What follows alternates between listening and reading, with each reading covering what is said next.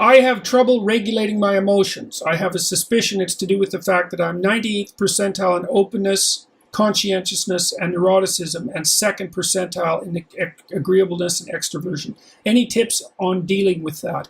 Yeah, well, if you're really high in openness and you're really high in neuroticism, that can be a rough combination. The conscientiousness should actually help with that, although it might make you a bit perfectionistic. The problem with being high in openness, which is creativity and interest in ideas, and high in neuroticism, which is tendency towards anxiety and emotional pain, is that like open people like to break open boxes, conceptual boxes, and see what's inside, like Pandora's box. But people who are high in neuroticism are more likely to respond negatively to complexity and uncertainty. And if you're an open person and you're always thinking up new things, you tend to saw off the branch that you're sitting on a regular basis, and that can be pretty destabilizing. Any tips on dealing with that?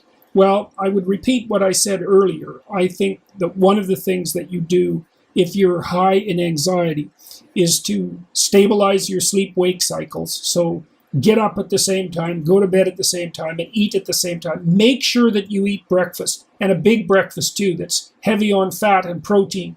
Because if you're hungry and then you stress yourself, especially if you're high in neuroticism, you destabilize your insulin production system, and it won't restabilize till you go to sleep again. So I would say like two things. One is have a big breakfast, and then also if you're feeling particularly anxious, try eating something, not carbohydrates, and see if that helps, because you might be somewhat permanently dysregulated in your stress-related insulin production. That would be worth trying.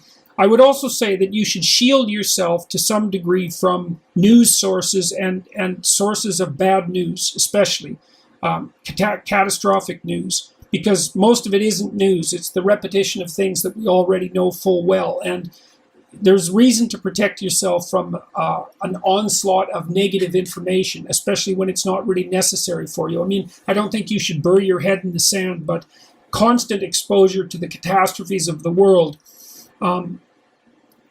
especially when there's nothing that you can do about those catastrophes, even hypothetically, is something that can really destabilize people. I often tell people in my clinical practice, which isn't operating right now, by the way, to shield themselves from news reports, because it's just too much. If you're depressed and anxious, it's just not something that you need. It's not helpful to you. 2nd percentile in agreeableness and extroversion.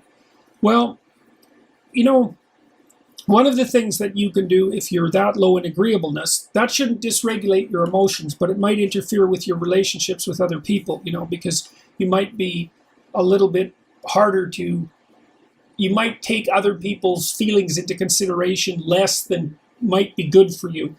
One of the things that people who are low in agreeableness can do is to try to think of things they could do for other people and make that a practice. You know, like maybe once a week you could consciously do someone a favor or give someone a gift, something like that, and practice being, what would you call it, compassionate and polite. You know, that'll expand your personality rather than transforming it. So then maybe you could have the advantages of being disagreeable, which means you're tough-minded and skeptical and competitive, and those can all be really good things. But it would be nice to be able to leaven that a little bit with the ability to take other people's perspectives a bit more and to take them into account. And then, you know, if your relationships improve, that can also improve your emotional stability, because one of the ways that people regulate their anxiety is by having people around them that they get along with. Because, you know, if you upset people, then they upset you, and especially if you're high in neuroticism, and that can increase your anxiety and your pain. So